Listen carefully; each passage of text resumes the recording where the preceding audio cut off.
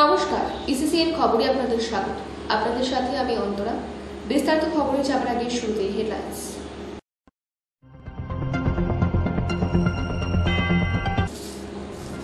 কোচবিহার দক্ষিণ বিধানসভা কেন্দ্রের অন্তর্গত খড়িবাড়ি অঞ্চলের 12টি পরিবার বিজেপিতে যোগদান করল।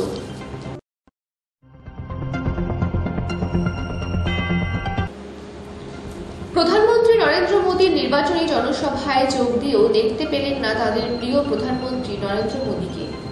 মন খারাপ করে বাড়ি ফিরলেন কেউ কেউ।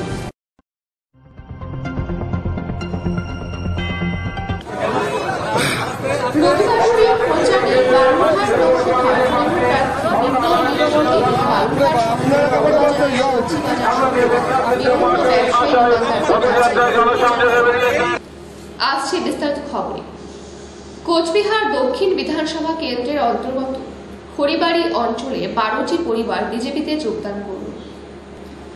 লোকসভা নির্বাচনে তৃণমূলকে অস্বস্তিতে ফেলতে আজ জেলা সভাপতি সুকুমার রায়ের হাত ধরে বিজেপিতে যোগদান করল দক্ষিণ বিধানসভা কেন্দ্রের অন্তর্গত খড়িমারি অঞ্চলের 12টি পরিবার। এ বিষয়ে বিজেপি কনভেনার অভিজিৎ রায় জানান, এমন যোগদান কর্মসূচি আমাদের প্রত্যেকদিন চলছে। তৃণমূলের অপশাসন রুখতে তৃণমূল ছেড়ে বিজেপিতে যোগদান করছে যারা মানুষের ভালো চায় ও দেশের ভালো চায়। আজকে মূলত দক্ষিণ বিধানসভা খড়িমারি অঞ্চল থেকে 10-12টি পরিবার তৃণমূল থেকে ভারতীয় জনতা পার্টিতে যোগদান করলেন। তারা বুঝতে পারছেন যে তৃণমূল যে সন্ত্রাস এবং দুর্নীতি করছে তার বিরুদ্ধেই আজকে অনেক তৃণমূল যারা সমাজের ভালো চায়, লোকের ভালো চায়, দেশের ভালো চায়, তারা আজকে দলে দলে ভারতীয় জনতা পার্টিতে যোগদান করছেন। এখানে একজন অ্যাডভোকেটও আমাদের আছেন। সে অ্যাডভোকেট সহকারে 10-12টি পরিবার আজকে ভারতীয় জনতা পার্টির পতাকার তলে সামিল হলেন। ঠিক আছে, প্রাককালে আপনারা তৃণমূল ছেড়ে বিজেপিতে আসলেন।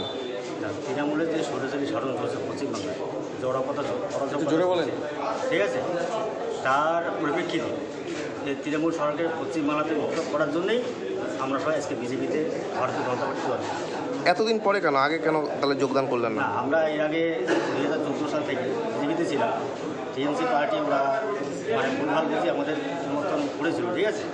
তারপর আমরা বুঝতে পারছি যে এটা একটা পার্টি নয়, এটা একটা সরাসরি রাজতন্ত্র করেছে পশ্চিমবাংলায়। এই জন্য আমরা সবাই এই পশ্চিমবাংলা ভারতীয় জনতা পার্টি প্রতিষ্ঠিত হোক এই কামনে আমরা আজকে। কবে বিজেপি ছেড়ে তৃণমূলে গেছিলেন? প্রায় বছর ঘরে হয়ে গেল। আপনি কী দায়িত্বে আছেন? বর্তমান জয়েন করলাম। না, টিএমসিতে কি ছিলেন? ছিলাম কোনো দায়িত্ব। মানে বিধানসভা ভোটের পরে আপনারা চলে গেছিলেন?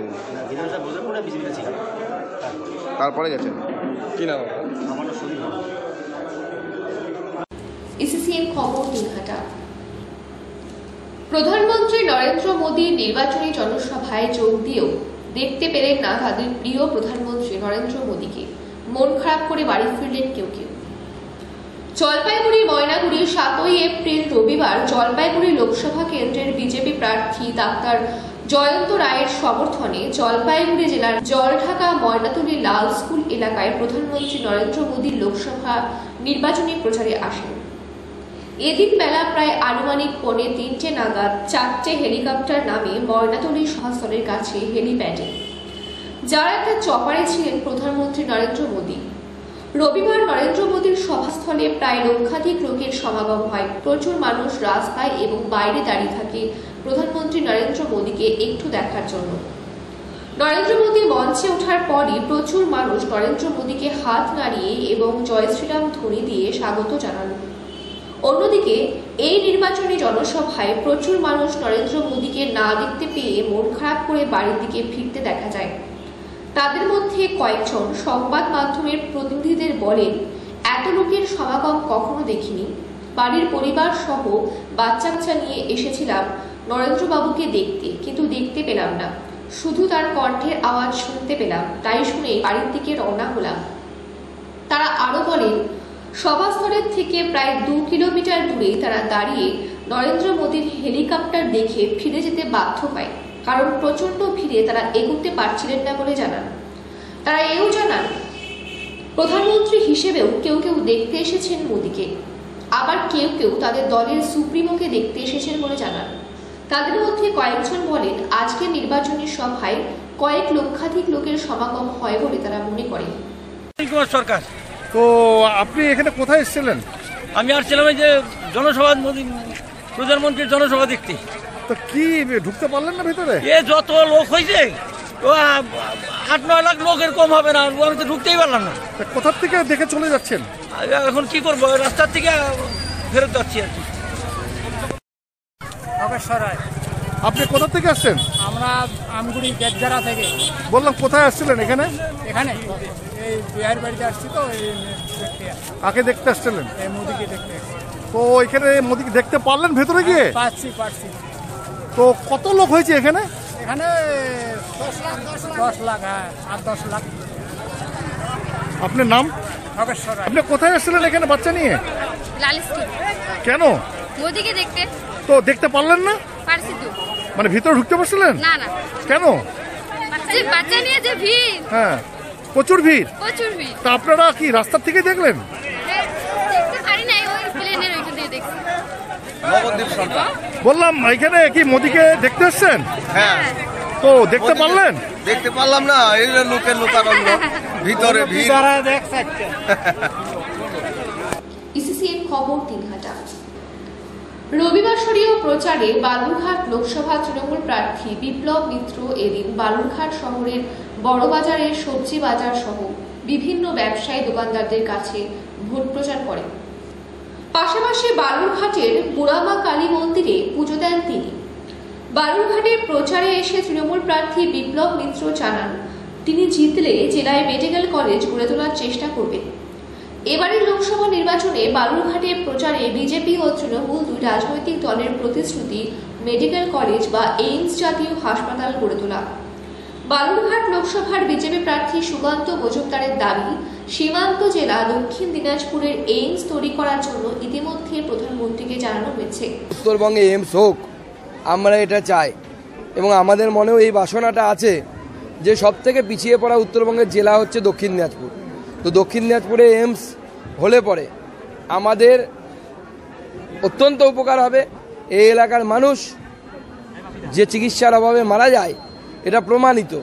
সে না আমরাও প্রধানমন্ত্রীর কাছে লিখিতভাবে দাবি জানিয়েছি অলরেডি, আমি প্রয়োজনে আবার জানাবো, আবার লোকসভায় গিয়ে আমরা চিৎকার করে বারবার এই দাবি জানাবো যাতে এইমসের মতো মেডিকেল ইনস্টিটিউট বা হসপিটাল এই জেলাতে ঘোষণা করা হয়। পাশাপাশি তৃণমূলের প্রার্থী বিপ্লব মিত্র বলেন আগে রায়গঞ্জের এইমস করুক, তারপর বালুরঘাট। সুকান্তবাবু বিজেপির রাজ্য সভাপতি হওয়ার পর তিনি বলতে পারতেন এইমসের কথা, এখন ভোটের মুখে এইমসের কথা বললে কেউ বিশ্বাস করবে না। এছাড়াও বিপ্লব মিত্র বলেন বালুরঘাটে মেডিকেল কলেজ হাসপাতালের জন্য আমি আগেও বলেছি, জেলায় মুখ্যমন্ত্রী মমতা বন্দ্যোপাধ্যায় সভা করতে এসেছিলেন তখনও বলেছি, আমি কালী মন্দিরে দাঁড়িয়ে বলছি মায়ের আশীর্বাদে জিতে পার্লামেন্টে গেলে প্রথম কাজ হবে বালুরঘাটে মেডিকেল কলেজ হাসপাতাল করা।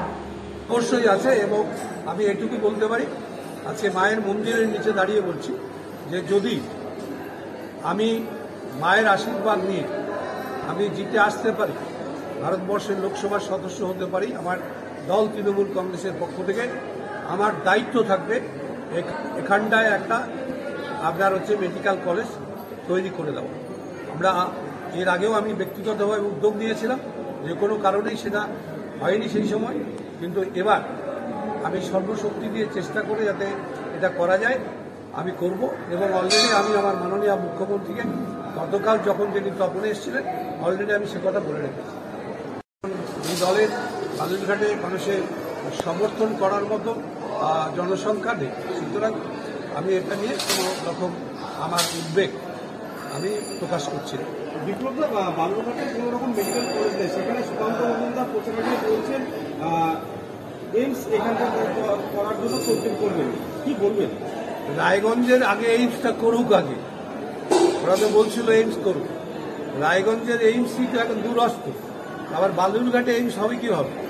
সুতরাং এগুলো ভোটের আগে লোককে বোকা বানানো। এতদিন সুকান্তবাবু তো অনেকদিন রাজ্যের সভাপতি হয়েছেন দলে, যে দল ভারতবর্ষের ক্ষমতায় আছে, তো সেই দলের পক্ষ থেকে উনি একটা দিনের জন্য এর আগে 5 বছরের মধ্যে বলেছেন যে তিনি বালুরঘাটে এইমস করবেন। যদি ইচ্ছা থাকতো তাহলে প্রথম দিনই উনি যখন সভাপতি নির্বাচিত হয়েছিলেন সেদিনই উনি বলতেন যে আমি আমার বালুরঘাটের মানুষের জন্য আমি এইমস করবো বা কোনো ডেভেলপমেন্টের কাজ করবো। 5 বছরে একটা রাস্তা উনি করেন, 5 বছরে একটা টিউবওয়েল বসেন, 5 বছরে কোনো একটা সামান্য কলেজের কথা ভাবেন। এখানটায় গার্লস কলেজেরও দরকার আছে এই জেলাতে, তো সেখানটায় গার্লস কলেজের কথা বলেন। কোনো জায়গায় ITI college, polytechnic college, engineering college, কোনো একটা কলেজের কথা যিনি বলেননি, হঠাৎ করে তিনি একটা বলে দিচ্ছেন যে আমি এইমসের একটা মতো একটা হসপিটাল আমি বালুরঘাটে করি। এটা বিশ্বাস করবে মানুষ? 5 বছর যিনি একটা সামান্য পানের দোকান করে দেয়নি, তো সেই মানুষটা ফট করে এসে এইমস করে দেবে, এটা বিশ্বাস করবে? ইসিসিএন খবর 3000। ইসিসিএন খবর এখনকার মতো এই পর্যন্তই। আপনারা দেখতে থাকুন ইসিসিএন খবর, সবার মাঝে সবার সাথে।